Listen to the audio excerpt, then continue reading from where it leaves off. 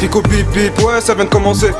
C'est les cités, ça prend pas la C. L'équipe, bon bah fin de semaine, c'est parti pour une petite vidéo du dimanche. Baki, pour commencer cette petite vidéo du dimanche, je tenais à féliciter Gazo qui a obtenu son deuxième double disque de platine de sa carrière avec sa mixtape Drill FR. Donc vraiment félicitations à lui. Et je rappelle qu'avec cette mixtape, il a été mis en lumière entre guillemets, tu vois. C'est vrai qu'il y a plein de personnes qui l'ont découvert grâce à la mixtape Drill FR. Et ouais, c'est une pépite. Double disque de platine. C'est une dinguerie. Ensuite, hier, on a parlé de Kalash Criminel et de son album Bon Courage et du featuring avec Friskerdon qui est en train de faire polémique. Puisqu'il y a plein de phrases, voilà quoi. Bref, et là, en gros, il y a Kalash Criminel qui a répondu à une personne qui demande un album commun entre les deux. En gros, il y a une personne qui a dit: Kalash Criminel et Friskerdon, le feat de Zinzin. J'aimerais trop voir un album commun entre les deux. Ça serait du sale. Et on peut voir que Kalash Criminel, il a dit: bah oui, et le projet, on l'appellera La prison c'est dur, la sortie c'est sûr. C'est ça? Vous voulez nous voir en prison en fait. J'ai capté. RAS. Et il a identifié Friskerdon et Sean. Et dans le message, il a mis des smileys morts de rire, tu vois. Mais ouais, en gros, il est en train de dire que ouais, s'ils font un album commun, à mon avis, on va en entendre parler et ça va faire du bruit de fou. Et polémique en même temps, tu vois. Vu déjà le featuring qu'ils nous ont sorti et les phrases qu'ils disent dedans, ouais, ça serait vraiment un truc de fou. Et personnellement, je suis d'accord pour un projet commun entre les deux. Dites-moi vous ce que vous en pensez, l'équipe. Ça serait un truc de ouf. Ensuite, ça, je tenais à vous en parler. Il y a plein de personnes qui sont nostalgiques du combat entre Booba et Karis, qui devait avoir lieu et qui n'a pas eu lieu, tu vois. Et ils repartagent justement de nombreuses vidéos qui a été fait d'un côté comme de l'autre. Et là, on peut voir qu'il y a une vidéo de Karis qui a été publiée et qui est en train de tourner un petit peu partout. Et une personne qui a dit: l'art octogone entre Booba et Karis, c'était quelque chose. Mais cette vidéo de Karis restera la meilleure pendant le clash. Et il a mis un emoji mort de rire. Et il fait référence par rapport à cette vidéo. Dites-moi dans les commentaires ce que vous en pensez. Wesh Tissia, regarde ce que j'ai sur le poignet. Avec ton contrat à la con, je pourrais même pas m'en payer 10. Tu peux faire croire aux petits sur internet que je touche le SMIC, que depuis Armoire j'ai jamais touché 300K. Tu me prends pour un clochard, tu me prends pour gâteau ou quoi? T'es un ouf toi. Annonceur, pub, TV, tout ça, ça vaut des millions. On a eu des échos. 2 big restas sur un ring. Tout le monde attend ça. C'est des sous. Et toi, tu crois que je vais me pointer comme François Pignon et derrière toi, tu vas prendre les millions, tu vas tout ramasser.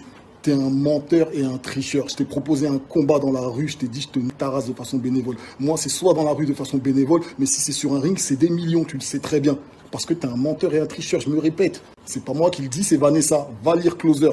Elle a dit on lui retire la gonflette, il a plus rien, il a jamais connu la rue. Ton oncle l'avait déjà dit avant. Donc arrête de faire croire à je sais pas qui que je refuse quoi que ce soit. C'est juste tu veux essayer de me baisser sur le tarot et ça marche pas. Rajoute un 0. Je viens, je t'encule ta race et j'invite ta famille parce que tu t'occupes pas d'eux.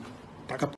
Ensuite, ça, je l'attends vraiment avec impatience. Le combat entre Baki et Cédric Doumbé. Et là, en gros, Cédric Doumbé, il continue le trash talk sur Twitter, tu vois, en repartageant des vidéos de lui et en clashant Baki et en le mettant en garde. Et là, en gros, il a carrément fait une ambulance spéciale justement pour Baki.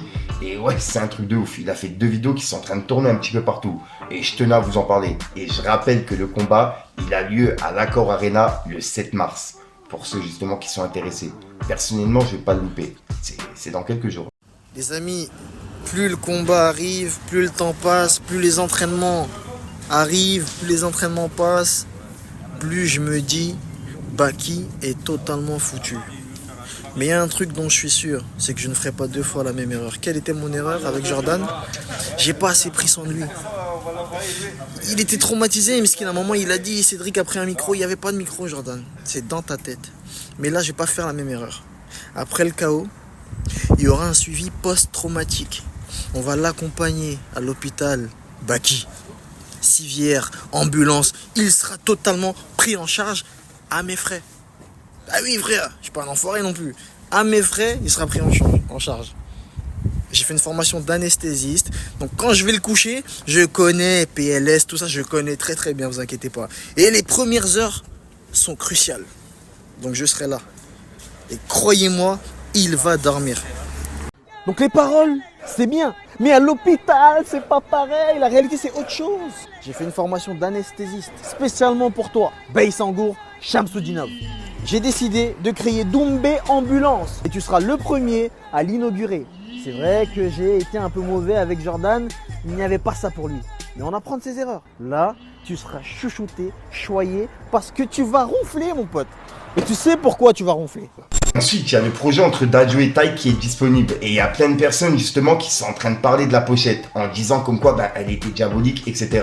Et il y a une TikTokeuse justement qui a fait une vidéo par rapport à ça et qui a tourné un petit peu partout. Mais elle l'a supprimée il y a quelques jours. Et dans cette vidéo, elle déchiffrait toute la pochette du projet. Et il y a justement Taïk qui avait réagi en vidéo. Et il y a Dadju qui a repartagé une vidéo d'un TikToker qui lui-même déchiffre la pochette, mais d'une autre façon. Et voilà. Et en gros, il y a une grosse polémique par rapport à ça. Et il y a plein de personnes qui disent comme quoi la pochette est diabolique. Et il y a également justement Gims qui a réagi par rapport à ça. Et on peut voir qu'il a laissé un message qui dit « J'avoue, chelou la pochette ». Et il a mis un emoji qui doute. En gros, voilà quoi. Il est en train de dire qu'il n'y a rien par rapport à la pochette. Mais voilà, il joue le jeu des réseaux, etc. Dites-moi dans les commentaires ce que vous en pensez. Et je vais vous passer justement le passage. Pour ceux qui n'ont pas vu, regardez. Avec la lune et le soleil qui représentent, je pense, Taiki et Dadju. Donc en fait, cette lune-là, elle représente l'œil borgne du Dajjal, de l'Antéchrist. On a également à côté le soleil qui représente son œil normal, d'accord? Je suis actuellement avec Dadju. On est à Amiens et du coup, ces deux jeunes filles ont une théorie aussi sur la pochette. Voilà. Alors quand tu tournes là, voilà. Et là, il y a Gollum, c'est ça? Il y a Gollum quelque part? Voilà. Ok, les oreilles, ouais. Tac, tac. Et il y a la... Ok. Et il y a Poudlard quelque part, il y a Poudlard. Tu vois Poudlard? Ouais, Poudlard, il y a Poudlard là, non? C'est pas Poudlard là, ça? Regarde, tac, hop, la porte de Poudlard. La porte pour entrer à Poudlard, les filles, c'est une dinguerie. Dadju, tu fais ce genre de pochette, c'est dingue ça. Du coup, le premier symbole, ce sont donc toutes ces fleurs-là, qui sont reprises de la royauté occidentale, qui symbolisent donc ici la royauté. Ensuite, le second, c'est bien évidemment l'arbre au milieu. L'arbre au milieu repart sur la thématique même de l'album, à savoir l'héritage, et ça fait lien avec les fleurs qu'on reprend sur la royauté. Pourquoi? Parce qu'effectivement, on parle d'un album où deux personnes sont censées communier et créer quelque chose après avoir elles-mêmes hérité de quelque chose. De l'autre côté, vous voyez que là, ici, on a Dadju qui est symbolisé par le soleil. Et de l'autre côté, on a Tai qui est symbolisé par la lune. Enfin, je n'invente rien, vous le voyez. Du coup, on a la royauté en premier symbole, l'arbre de vie et ses fleurs qui symbolisent donc effectivement l'héritage. Et ensuite, on a les deux frères, Dadju qui représente le soleil, Tai qui représente la lune, qui reprennent effectivement le concept du clip, parce que dans le fameux clip, vous voyez que ce sont deux frères ennemis qui s'affrontent plus ou moins, mais qui en même temps ont des liens de sang. Et ce lien de sang là est donc illustré par le fait que la pochette est rouge. Et vous avez effectivement l'illustration de ce que vous écoutez. C'est pour ceux qui vont me dire que oui, le rouge c'est démoniaque. Il faut vous rappeler que avant le Moyen-Âge, la couleur du diable c'était pas le rouge, c'était le jaune. En tout cas, c'est mon analyse. Mais si vous préférez continuer à penser que c'est la pochette du diable, vous pouvez continuer à faire de la promo. Ensuite, on a JDB qui est passé en interview sur la radio Move. Et dedans, il a parlé justement du 9 de I. Du fait que justement, il a quitté le label de Booba, tu vois. Et là, en gros, il y a Booba qui lui a répondu en disant comme quoi c'était un menteur, etc. Et je vais vous passer le passage juste après. Mais on peut voir que Booba, en gros, il a dit « JDB, tu mens beaucoup. Ton feat avec Leto était mauvais. Et ton feat avec Meryl, qui est nul à chier, encore plus mauvais. D'ailleurs, sors-les. On va voir ce que ça donne. Le label n'interdit rien. Il donne son avis. Ça s'appelle de la direction artistique. » Et c'est un tweet qui a pas mal tourné. Et en gros, il répond directement à JDB. Et là, c'est par rapport au featuring avec Leto et le featuring avec Meryl. Et il a également clashé Meryl en disant qu'elle était nulle. Dites-moi dans les commentaires ce que vous en pensez, l'équipe. Regardez. Donc t'as quitté 9 de I Africa, ça c'est officiel. Ouais. Il y a eu une brouille. Oui, bien sûr. C'est depuis, depuis que les embrouilles ont commencé, moi j'ai décidé de bouger direct. Parce que je me sentais plus dans ce genre de tourbillon. Qu'est-ce qui s'est passé exactement? Pour resituer pour les gens qui savent pas. Bon, ce qui s'est passé, c'est simple, c'est que j'ai fait beaucoup de sacrifices pendant la signature. J'ai des feats qui ont été interdits. Au début, je voulais suivre la règle et tout, en mode je suis ce qu'on me dit la direction du label, mais on me proposait rien de nouveau. D'accord. Tu vois, on m'interdit des feats, mais on me proposait rien de nouveau. Et vu que moi, je sortais d'un groupe qui a quand même une notoriété en Afrique, je me voyais pas comme un artiste en herbe à qui on doit interdire ici ou là, tu vois. Donc déjà, j'avais plein d'amis en France ici, plein d'amis artistes, collègues, tu vois. Et ça faisait que je commençais à me faire pas des ennemis, mais je commençais à ne plus m'entendre avec mes propres amis, notamment, je dis n'importe qui, Dadju, Franglish. Parce que tu pouvais pas fitter avec eux du coup. Voilà, tu vois. Okay. J'ai même fait un feat avec Leto qui est pas sorti. En parlant de ça, j'ai fait un feat avec Leto qui est pas sorti parce qu'ils ont pas voulu que ça sorte.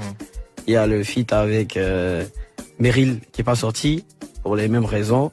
Et après je demande bon c'est comment, si je dois pas faire avec, je fais avec qui et tout, vous me proposez quoi? Mais on dit non, vas-y bosse comme ça. Je dis moi ça va pas. Je peux pas avancer comme ça. Ok.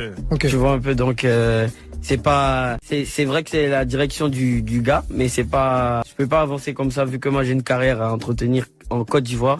Le terrain est différent d'ici. Je peux pas taper un an sans sortir quelque chose, surtout que je suis en début de carrière solo. Ah ouais. Tu vois, tout le monde m'attend. Donc voilà l'équipe, c'est tout pour cette petite vidéo actu. Dites-moi vous ce que vous en pensez dans les commentaires et n'hésitez pas à mettre un petit pouce bleu pour soutenir le référencement. Et si jamais vous n'êtes pas abonné, je vous invite à activer la petite cloche l'équipe.